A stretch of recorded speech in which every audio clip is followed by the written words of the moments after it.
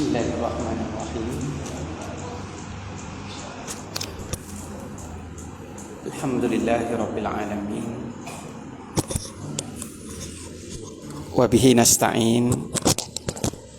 Wassalatu wassalamu ala Rasulillah wa ala alihi wa sahbihi wattabi'ina lahum bi ihsanin ila yaumiddin, amma ba'du.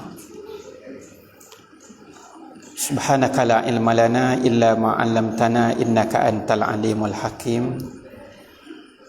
Rabbi shrah li sadri wa yassir li amri wahlul 'uqdatam min lisani yafqahu qawli.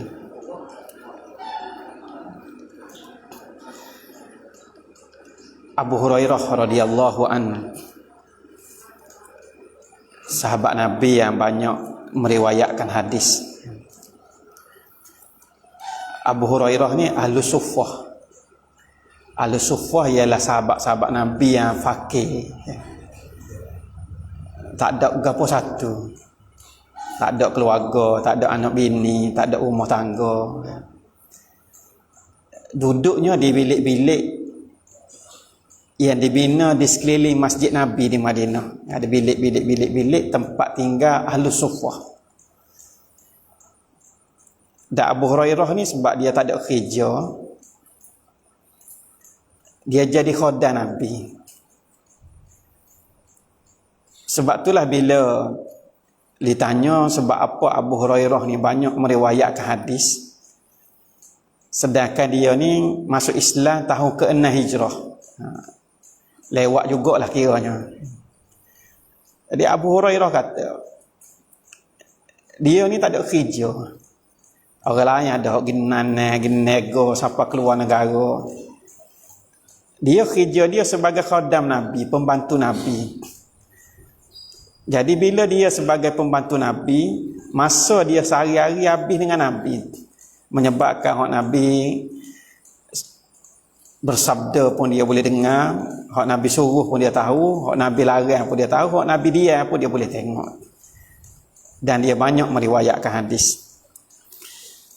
Ada satu kisah Abu Hurairah ni, dia cerita, demi Allah yang tiada Tuhan selain daripadanya, ada kalanya aku terpaksa menekan perutku ke tanah kerana lapar. Duk negak tekan perut ni tanah. Sebab lapar dah perut ni kosong, jadi bila tekan di tanah tu jadi rasa rapat sikit perut, tahan sikit lapar. Dan ada kalanya aku terpaksa ikat batu di perutku kerana lapar. Kita pun tak boleh nak bayar lapar lagu mana sehingga kena ikat batu perut. Mungkin kerana perut tu kosong, dia serok ngeh. Bila ikat batu tu serok berat macam ada isi, sedangkan batu tu duduk luar bukan duduk dalam perut. Pernah suatu malam dalam keadaan lapar sangat, saya duduk di jalan tempat orang lalu lalang. Lalulah Abu Bakar As-Siddiq radhiyallahu anhu. Lalu saya pun tahan Abu Bakar dan tanya tentang beberapa ayat Quran. Wahai Abu Bakar, ayat Quran ni gapo dia gak maksud dia, syarah dia, acu terang sikit. Sebenarnya bukan maksud aku, kata Abu Hurairah, nak tanya tentang ayat Quran, tapi aku agak-agak supaya Abu Bakar ajak pergi rumah. Jadi bila tanya ayat Quran, takut Abu Bakar kata pada duk kecek tepi jalan, baik mari rumah. Kalau mari rumah, mudah-mudahan Abu Bakar akaklah air segelas makan nasi sikit sebab dia lapar dah. Tapi Abu Bakar ni yang ada faham. Dia jawab soalan Abu Hurairah, lepas tu dia pergi. Lalu pula Umar. Bila lalu Umar, saya pun pergi tanya Umar tentang satu ayat Quran. Maksud dia sama je, bukan nak tanya sangat tentang ayat Quran tu. Agak-agak Umar ajak pergi rumah. Tapi Sayyidina Umar punya ada faham juga, yang jawab ayat Quran, dia pergi, dak ajak pergi rumah. Kemudian Nabi SAW lalu. Jauh lagi Nabi senyum. Dok Abu Hurairah nak tanya tentang ayat Quran. Rasulullah bersabda, ya Abu Hurairah, wahai Abu Hurairah. Abu Hurairah jawab, labbaika ya Rasulullah. Labbaika ni maksudnya, saya datang kepadamu ya Rasulullah. Ini jawapan yang sangat lembut. Macam orang di Mekah duk ulang-ulang, labbaik Allahumma labbaik, kami datang kepadamu ya Allah, kami datang. Bapa? Sebab menyahut seruan Nabi Ibrahim alaihissalam, wa azzin fin nasi bil hajj. Jadi bila Nabi panggil, ya Abu Hurairah, wahai Abu Hurairah, Abu Hurairah jawab, labbaika ya Rasulullah. Saya datang kepadamu ya Rasulullah. Lalu Nabi bersabda, mari ikut aku. Tak ada nak tanya ayat Quran, Nabi ajak dah pergi rumah. Abu Hurairah pun ikut. Bila sampai di rumah, minta izin untuk masuk, Nabi izinkan. Abu Hurairah masuk. Masuk, kelihatan ada segelas susu di rumah Rasulullah. Ada can tak, Abu Hurairah kata. Lalu Rasulullah tanya Ummul Mukminin, isteri baginda, mari mana susu ni? Sebab masa Nabi tu pergi rumah tadi tak ada. Balik-balik ada susu. Ummul Mukminin, isteri Rasulullah jawab, hadiah daripada si fulan bin si fulan. Bila hadiah, maknanya Nabi boleh minum lah. Kalau sedekah, Rasulullah dan Bani Hashim tak boleh terima sedekah. Kalau hadiah, boleh. Lalu Nabi bersabda, ya Abu Hurairah, wahai Abu Hurairah. Abu Hurairah jawab, labbaik ya Rasulullah. Pergilah kepada Ahlu Suffah dan panggil mereka mari. Abu Hurairah kata, sungguh satu perintah yang sangat berat bagi aku. Dah susu ada segelas. Suruh dipanggil pula Ahlu Suffah. Abu Hurairah sendiri pun Ahlu Suffah juga. Saing dia Ahlu Suffah ni ramai lagi. Dah kalau panggil ramai-ramai, susu ada segelas, tak ada gian jugalah, dia kata. Perintah Rasulullah ni berat sebab aku ketika tu tersangat lapar, kata Abu Hurairah. Berharap supaya boleh minum sedikit daripada susu ni untuk mengembalikan tenaga. Tapi aku harus taat pada perintah Rasulullah. Dia pun dipanggil, mari belakang Ahlu Suffah rumah Nabi. Bila duduk belakang, Nabi panggil saya, ya Abu Hurairah, terimalah gelas susu ni dan berilah kepada Ahlu Suffah untuk mereka minum. Abu Hurairah pun ambil gelas susu dari tangan Rasulullah, pada Ahlu Suffah. Seorang minum, pakenya, pahui seorang lagi, pahui seorang lagi, pahui seorang lagi, pahui seorang lagi. Lama Ahlu Suffah. Satu persatu diedarkan susu harus gelasnya. Sehingga selesai dan balik semula gelas tu ke tangan Nabi SAW. Lalu Nabi bersabda, ya Abu Hurairah, siapa lagi yang belum minum? Jawab Abu Hurairah, tinggal saya dan kamu, hai Rasulullah. Orang lain minum belakang dah. Lalu Rasulullah pun beri pada Abu Hurairah, silakan minum. Abu Hurairah pun minum sehingga kenyang. Nabi kata, minum lagi. Abu Hurairah minum lagi, minum lagi. Siapa? Abu Hurairah kata, demi Allah yang mengutus kamu dengan kebenaran ya Rasulullah, aku sudah kenyang dan tidak ada tempat lagi nak minum. Lalu hak lebih tu Nabi pun ambil, Nabi minum. Maka kenyang belaka. Rasulullah pun kenyang, Abu Hurairah dalam keadaan lapar tak dia pun kenyang, Ahlu Suffah semua kenyang belaka. Di antara mukjizat Nabi SAW. Apa yang kita nak sebut malam ni, kalau kita nak tengok bagaimana perjuangan Islam ni, dia penuh kesukaran. Rasulullah SAW macam yang diceritakan oleh Abdurrahman bin Auf radhiyallahu anhu. Abdurrahman bin Auf ni sahabat Nabi yang Allah beri dia rezeki, dia kaya dan dia pandai nego. Bila Abdurrahman bin Auf berhijrah daripada Mekah ke Madinah, dia dipersaudarakan dengan seorang Ansar yang kaya. Orang Ansar kaya ni nak bagi harta dia. Ambillah separuh daripada harta aku. Bini ada dua. Aku ada 2 isteri, kalau kamu mahu aku akan ceraikan, dan bila habis dah kahwinilah sebagai isteri kamu. Siapa gitu sekali baiknya sahabat Ansar yang dipersaudarakan dengan Abdul Rahman bin Auf. Orang kaya dipersaudarakan sama kaya. Abdul Rahman bin Auf dia tak ambil kesempatan. Dia kata, harta kamu simpanlah, isteri kamu jagalah baik-baik. Yang aku minta cuma beri pinjam sedikit harta dan tunjukkan kepada aku di mana dia pasar Madinah. Mari pinjam modal sikit je. Tunjuk di mana pasar Madinah. Dan Abdul Rahman bin Auf ni dia bijak nego masa tu pasar Madinah perniagaannya dikuasai oleh orang Yahudi. Abdul Rahman pergi, dia boleh bersaing dengan orang Yahudi dan dia jadi kaya. Bila pergi nego keluar daripada Madinah sampai ke Syam, sampai ke Yaman, beribu ekor unta yang penuh dengan muatal barang dagangan dia bawa.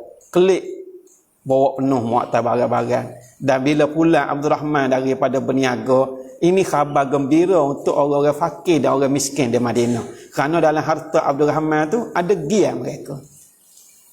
Suatu hari peristiwa yang berlaku yang diceritakan oleh Imam Tirmizi dalam kitab Syama'il Muhammadiyah. Abdul Rahman ni terima tetamu. Peristiwa ni berlaku masa Nabi wafat dah. Lalu Abdul Rahman bin Auf menghidangkan untuk tetamu dia yang mari ni roti dan daging yang diisi dalam satu talam besar. Talam ni tak ada kat kita, besar talam orang Arab. Kambing seekor tu boleh tok atas talam gitu ya, besar. Roti daging ni makanan orang kaya. Hidang untuk tetamu. Cuma Abdul Rahman bin Auf bila-bila ngidang makanan tu ngalir air mata dia. Sahabat-sahabat jadi tetamu Abdul Rahman bin Auf ni tanyalah, wahai Abdul Rahman, buat apa nangis? Lalu Abdul Rahman kata, aku teringatkan Rasulullah sepanjang hayat dia tak pernah kenyang makan roti dan daging lebih daripada 3 hari berturut-turut. Kalau hari ni kenyang, esok kenyang, lusa kenyang, tulak tu lapar dah. Jadi bila Nabi ni dalam hayat dia tak pernah kenyang makan roti dan daging, makanan mewah ni lebih daripada 3 hari berturut-turut. Abdul Rahman bila ngidam makanan mewah, niti hai mata teringat ke Rasulullah. Kita kenyang 8 hari seminggu kenyang. 24 jam sehari kenyang. Nabi yang kalau baginda nak bukit-bukit yang ada di sekitar kota Mekah tu Allah boleh tukar jadi emas, dan emas tu jadi hak Nabi belaka. Tapi bukan tu tujuan perutusan seorang Rasul. Sebab itulah Imam Abu Laith kata, kesukaran menghadapi gangguan, penganiayaan, menderita kelaparan, tetapi mereka sabar. Dan bila sabar, akhirnya Allah akan buka jalan ke lapangan. Sebab tu dia bila mari musibah, mari ujian. Musibah ujian ni mungkin dia sebagai penghapus dosa kita. Tapi bagi seorang Rasul, bagi sahabat-sahabat Nabi yang tinggi tingkatan takwanya, ujian dan musibah ni untuk nak angkat lagi darjat. Ada ketikanya Allah nak angkat kita ke satu darjat yang tinggi. Tapi dengan sembahyang kita, dengan puasa kita, dengan sedekah kita, dengan kita buat baik, dengan kita duk berjuang Islam, tak ada siapa situ. Lalu diuji. Bila kita sabar, lulus berhadapan dengan ujian, melayakkan kita diangkat ke satu martabat yang lebih tinggi. Jadi ujian ni sebenarnya bukan kerana kita buat salah, bukan kerana dosa kadang-kadang. Walaupun ada ketikanya musibah ni mari kerana dosa dan kesilapan manusia. Tapi ada ketikanya Allah nak angkat darjat hamba dia ke satu darjat yang tinggi melalui ujian dan musibah yang ditimpakan.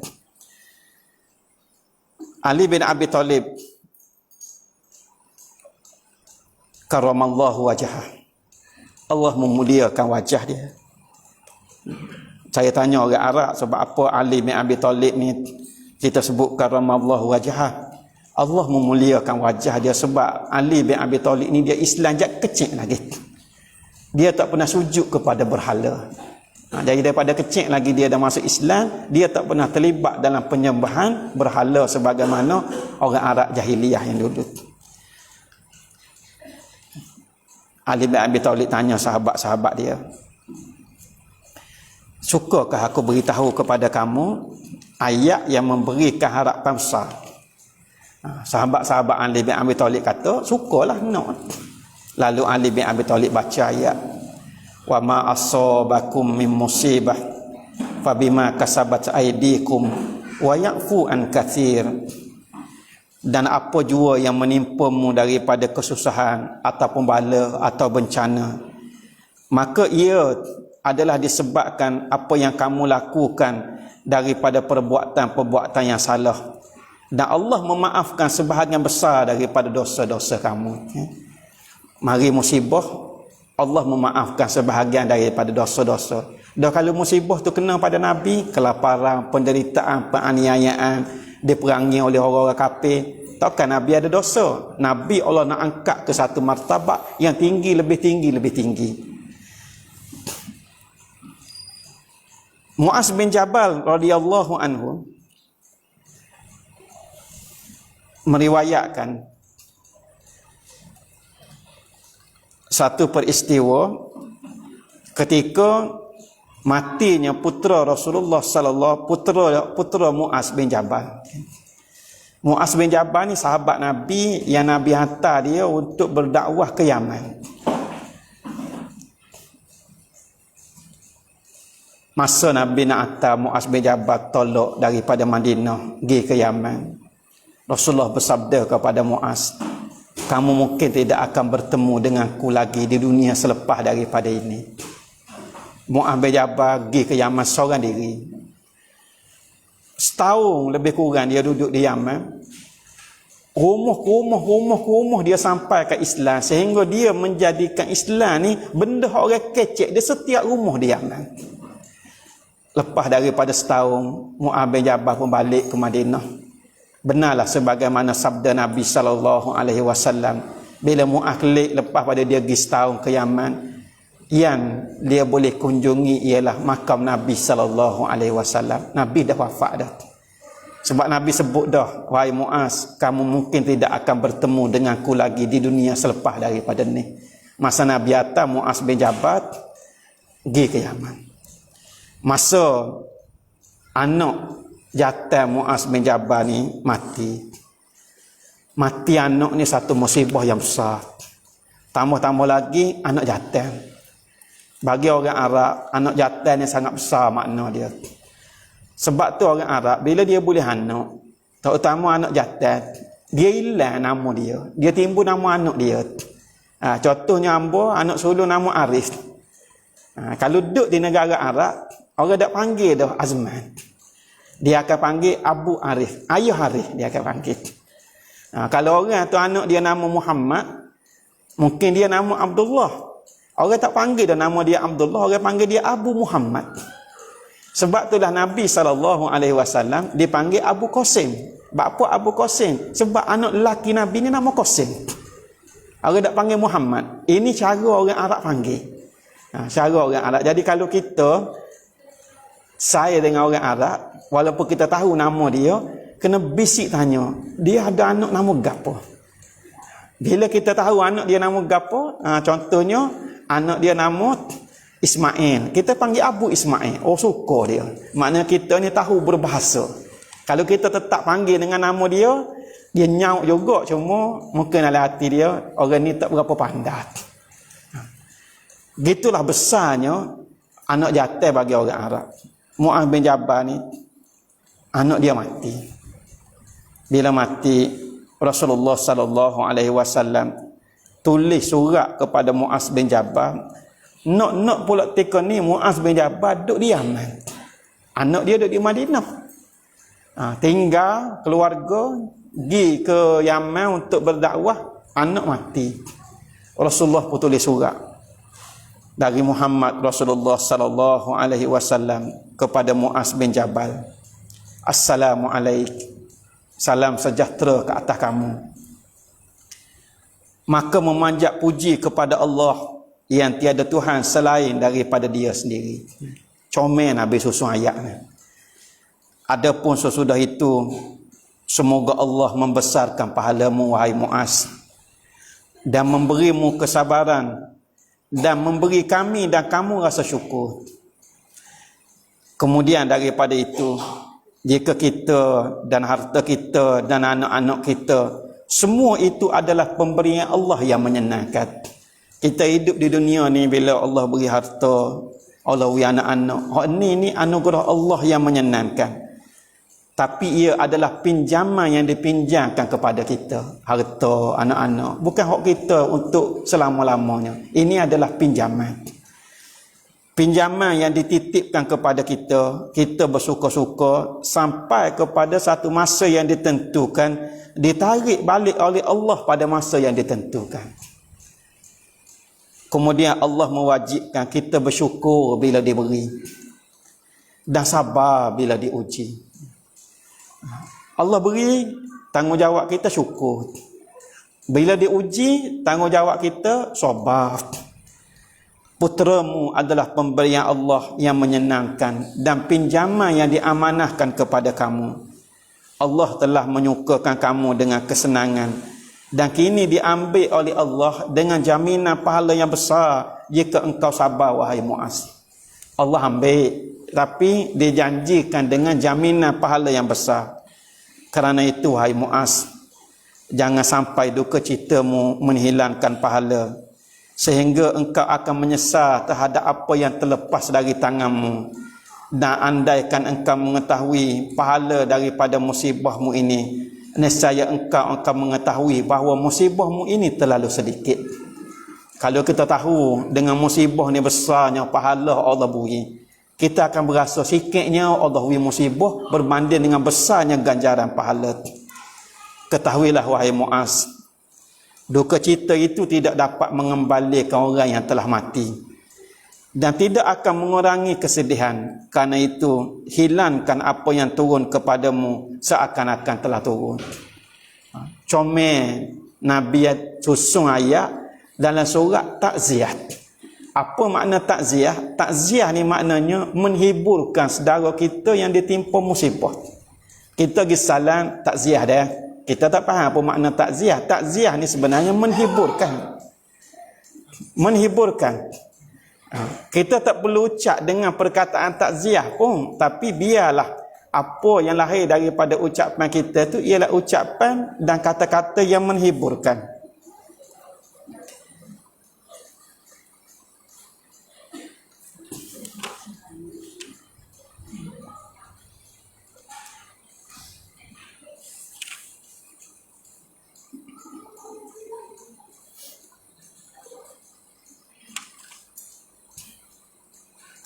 Anas bin Malik radhiyallahu anhu. Anas bin Malik radhiyallahu anhu, Anas ni pun sama dengan Abu Hurairah. Dia pun ahlu sufah juga. Fakir, tak ada gapo satu, dan jadi khadan Nabi. Sebab tu Anas bin Malik antara sahabat yang banyak meriwayatkan hadis. Abu Hurairah, Anas bin Malik, ni perawi hadis orang Syiah tolak. Bila kita tanya dia buat apa tolak hadis Abu Hurairah, dia kata Abu Hurairah masuk Islam lewat tahun 6 Hijrah. Macam mana dia boleh banyak meriwayatkan hadis? Kita tanya pula dah hadis Abu Bakar di rumah masuk Islam apa mu tolak juga. Bukan Abu Hurairah saja. Dia nak kena kok mana pula? Dia senyap nak cari dalih, nak dalih kok mana. Ni perangai orang Syiah. Bila dia tak kenal, dia cari dalih untuk tolak. Ramai saing-saing kita di Syiah, di Iraq mula Syiah. Sekelas 25 orang tu, 20 Syiah, kita 5 je Sunni. Tapi kelik tak jadi Syiah, Sunni molek-molek kan. 25 lawan 5. Orang yang duduk di Malaysia tak aja saing dengan Syiah, tiba-tiba boleh jadi Syiah molek-molek. Tak ada nak mikir juga kita.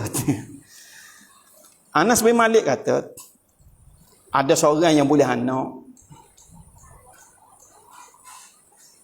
Dia bawa anak dia ke tempat Nabi sallallahu alaihi wasallam. Kalau kita kat dalam ni kat belah mulut lah. Orang Arab dia bawa untuk doa. Macam pak saudara Nabi Abbas bin Abdul Muttalib bila boleh anak jatah Abdullah bin Abbas tu dia bawa letak atas riba Rasulullah. Lalu Rasulullah doa, Allahumma faqihu fid din wa 'allimhu ta'wil. Ya Allah, jadilah budak ni orang yang faham dalam perkara agama. Dan ajarlah kepada budak ni perkara-perkara takwil. Sebab tu Ibnu Abbas ni ayat-ayat Quran yang mutasyabihat, tak berapa jelas maksud dia, orang rujuk kepada pandangan Ibnu Abbas. Dia diberikan kelebihan oleh Allah, dia faham ayat-ayat Quran yang maksud dia tak berapa jelas. Seorang yang boleh anak bawa jumpa Nabi. Kemudian tak lama lepas tu anak dia meninggal. Bila anak dia meninggal, sedihlah kawan ni. Dia tak tubik di rumah, tak jumpa dengan orang, tak pergi sejid. Lalu Rasulullah SAW bila tengok sahabat dia ni lama tak nampak, tanya sahabat lain, mana sahabat kita? Sebulan bersebulan lama dah tak nampak mari sejid ni. Lalu diberitahu kepada Rasulullah, ya Rasulullah, dia kematian anak dia. Anak dia meninggal, anak dia bawa mari ke Rasulullah hari itu, mati dah anak dia. Lalu Rasulullah bersabda, mengapa tidak beritahu kepada aku? Bapa tak royak bila anak dia mati, tak royak ke Nabi? Mari kita pergi ke rumahnya untuk takziah saudara kita ni. Takziah ni maknanya menghiburkan saudara kita. Bila Nabi sapa di rumah sahabat yang kematian anak ni, memanglah nampak sahabat ni dalam keadaan duka cita yang amat sangat. Dia merintih, ya Rasulullah, anak ni lah hak saya harap dapat batu saya masa tua, masa tak cekak seksok, masa lemah. Tapi mati dah. Sedih sangat dia bila anak dia mati. Lalu Nabi bersabda, ama yasurruka an ya'tiya yaumal qiyamah fayuqalu lahu udkhulil jannah fayaqulu ya rabbi abawa fayuqalu lahu udkhulil jannah salasa marrat fala yazalu yashfa'u hatta yushaffi'u lahu Allah Ta'ala wa yudkhilakumul jannata jami'a.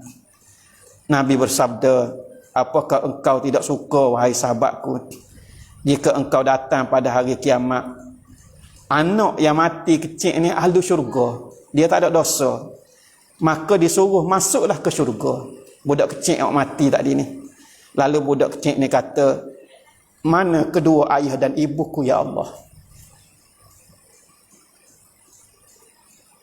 Maknanya budak kecil ni tak say masuk syurga kecuali nak bawa mak ayah dia sekali. Hak dia ni wajib nak masuk syurga sebab mati kecil, tak ada dosa, tak ada beban, tak ada tanggungjawab. Lalu disuruh masuklah ke syurga 3 kali, salah samarat, Nabi kata 3 kali. Budak ni jawab, ya Rabbi abawa, wahai Tuhanku, mana ayah dan ibuku? Disuruh sekali lagi, udkhulil jannah, wahai budak, masuklah ke syurga. Tetap anak ni jawab, ya Rabbi abawa, ya Allah, mana ayah dan ibuku? Sehingga diterima syafaatnya dan Allah memasukkan kamu semua ke dalam syurga.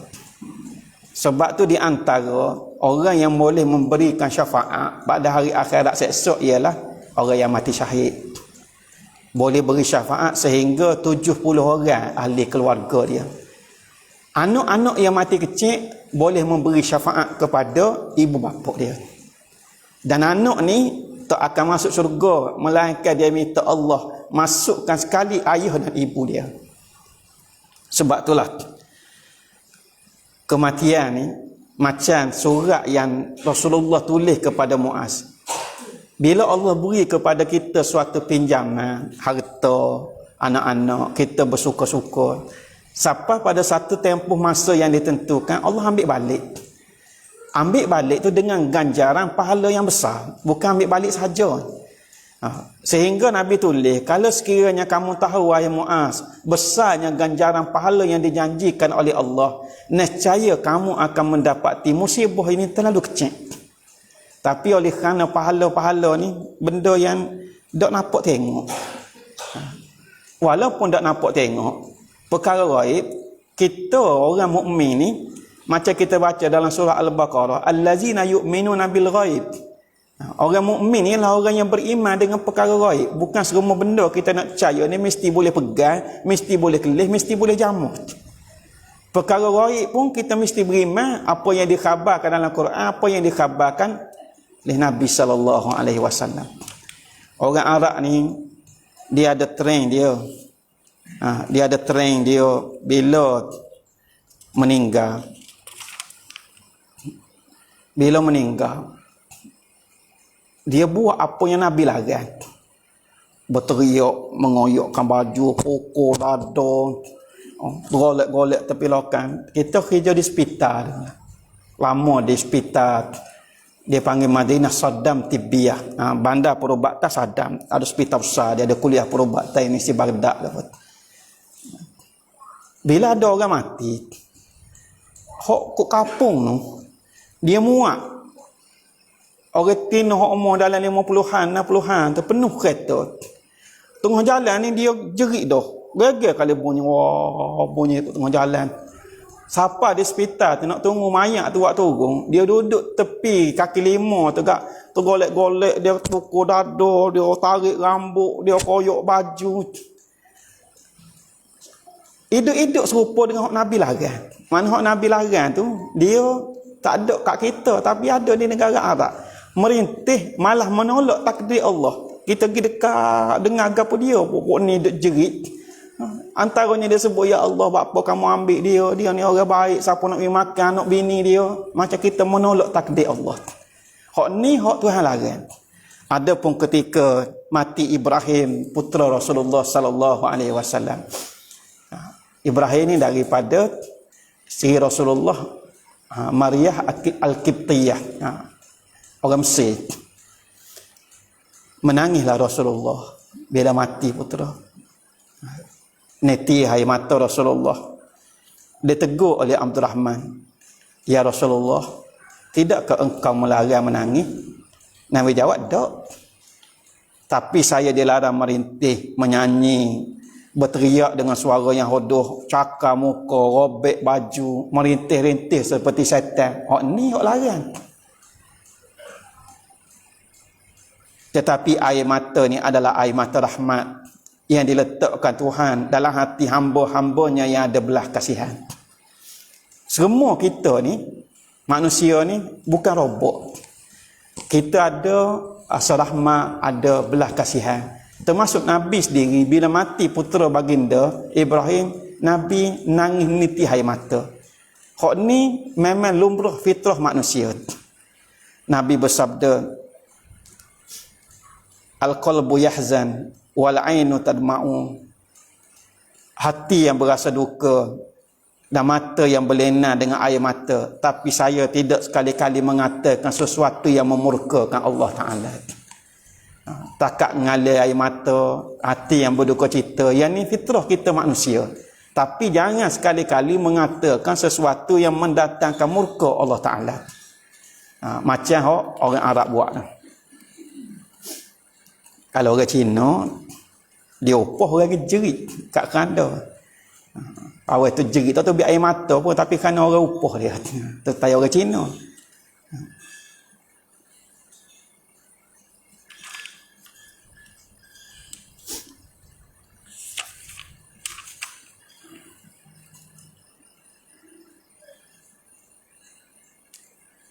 Imam Abu Lais As-Samarqandi kata, seseorang yang berakal, dia memikirkan pahala musibah kelak jika diterima pada hari kiamat, yang mana pada ketika itu andai semua keluarga dan kerabatnya mati, dia mengharapkan supaya dia dapat pahala, sebab bila tengok besarnya pahala yang diterima di sisi Allah. Dan Allah ajar kita bila berhadapan dengan musibah, sebagaimana sabda Nabi sallallahu alaihi wasallam daripada Ummu Salamah radhiyallahu anhu. Ummu Salamah ni cerita Ummu Salamah dan Abi Salamah ni hijrah daripada Mekah ke Madinah. Satu cerita yang sangat menyedihkan. Sehingga akhirnya kedua suami isteri ni dapat bersatu semula di Madinah. Ummu Salamah cerita, Nabi SAW bersabda, man usiba bi musibah faqala kama amarallahu ta'ala inna lillahi wa inna ilaihi raji'un Allahumma ajurni fi musibati wa aqibni khairan minha fa'ala Allahu zalika bih faqalat ummu salamah radhiyallahu anha lamma tuwaffiya Abu Salamah qultuhu summa qultu wa man li mislu Abi Salamah fa'aqabaha Allah Ta'ala bi rasulihi sallallahu alaihi wasallam fatazawwajaha. Ummu Salamah kata Nabi bersabda, siapa yang ditimpa musibah lalu dia membaca apa yang diajar oleh Allah, inna lillahi wa inna ilaihi raji'un, kami adalah hamba milik Allah dan kami akan kembali kepada Allah.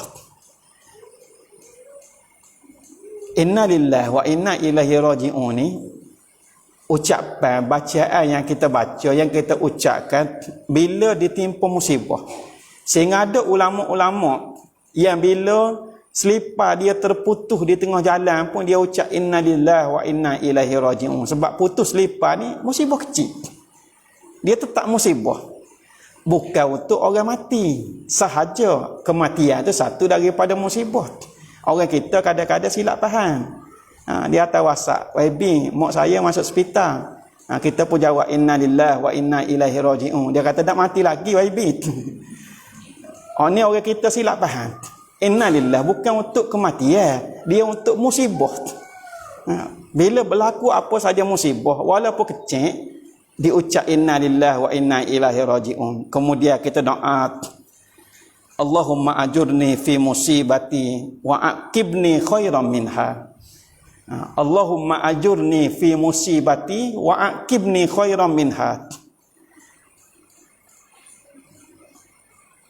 Ya Allah, berilah pahala bagiku dalam musibah ini dan berilah ganti yang lebih baik bagiku. Ni doa. Mula-mula kita kata inna lillahi wa inna ilaihi raji'un, satu ucapan yang menggambarkan sifat perhambaan kita.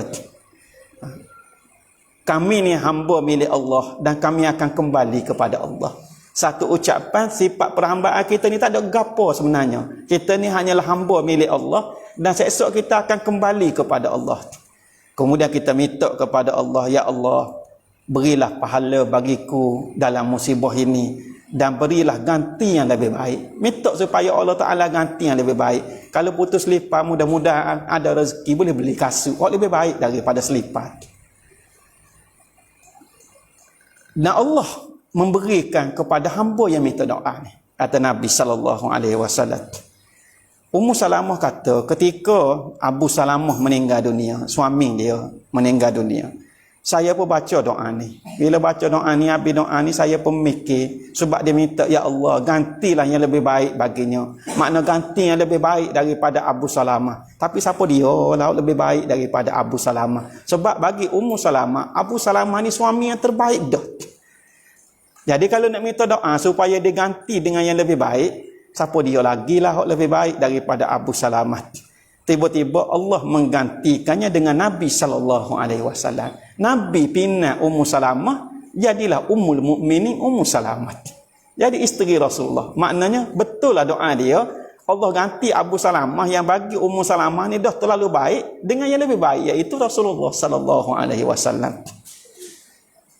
Anas bin Malik radhiyallahu anhu. Anas bin Malik kata, pukul pohon, koyok baju ketika musibah menggugurkan pahala. Macam kita cerita orang Arab tadi lah. Orang Arab tadi, kematian itu musibah. Sebenarnya Allah nak beri pahala, tapi dah kita duk ucap benda-benda yang memurkakan Allah. Katok baju, koyok baju, pukul dada, habis licin. Tapi Nabi sebut dah dalam surat yang Nabi hantar pada Muaz bin Jabal, sesungguhnya duka cita itu tidak akan dapat mengembalikan orang yang telah mati. Kita meritih, tergolek, terguling lagu mana pun, orang yang mati tak akan balik semula. Tapi dia telah membatalkan pahala kita. Kalau Allah nak beri pahala, sajalah kita. Kalau saja tu orang mati hidup balik tak apa. Tapi orang mati pun tak hidup balik. Jadi kita saja berlaku. Sebab dak ikut apa yang diajar oleh Nabi sallallahu alaihi wasallam. Sa'id bin Jubair radhiyallahu anhu, Sa'id bin Jubair kata, ucapan inna lillah wa inna ilaihi raji'un istimewa hanya untuk umat Nabi Muhammad sallallahu alaihi wasallam saja. Tidak untuk umat yang lain. Andai kata ucapan ni ada dah untuk umat sebelum daripada umat Nabi Muhammad sallallahu alaihi wasallam, nescaya Nabi Yakub ketika berduka cita bila kehilangan putera dia Nabi Yusuf, Nabi Yakub akan kata inna lillahi wa inna ilaihi raji'un. Tapi kita baca dalam surah Yusuf, Nabi Yakub kata apa? Ya asafa ala Yusuf, alangkah sedih dan menyesalnya aku terhadap Yusuf. Nabi Yakub tak kata inna lillahi wa inna ilaihi raji'un. Sebab apa? Ucapan inna lillahi wa inna ilaihi raji'un ni special, khusus untuk umat Nabi Muhammad sallallahu alaihi wasallam saja, untuk kita. Kita tahu belakang cerita Nabi Yakub dengan Nabi Yusuf, abang dia tahu dalam telaga apa tu, kita tahu belakang. Kehilangan putera Nabi Yakub, Nabi Yusuf ni, Nabi Yakub nangis sehingga buta mata. Sedihnya dengan kehilangan putera yang paling disayangi Nabi Yusuf alaihissalam. Tapi Nabi Yakub tak ucap inna lillahi wa inna ilaihi raji'un. Hak Nabi Yakub ucap ialah ya ansafa ala Yusuf, alangkah sedih dan menyesalnya aku terhadap Yusuf. Akhir sekali, beruntungnya orang mukmin ni, bila Allah beri kita syukur, kita boleh pahala. Bila Allah uji kita sabar, kita boleh pahala. Jadi kita orang mukmin ni, kalau Allah beri boleh pahala, Allah tarik pun boleh pahala. Gian kita berlaku dua-dua, apa yang tidak ada pada orang lain. Inilah hebatnya orang mukmin. Diuji sabar boleh pahala, diberi kita syukur, kita boleh pahala. Dan akhirnya kita jangan lupa tentang sifat perhambaan kita ni daripada Allah, dan kepada Allah kita akan kembali. Tak ada benda, semua pinjaman belaka, termasuk apa yang ada pada diri kita sendiri. Wallahu a'lam.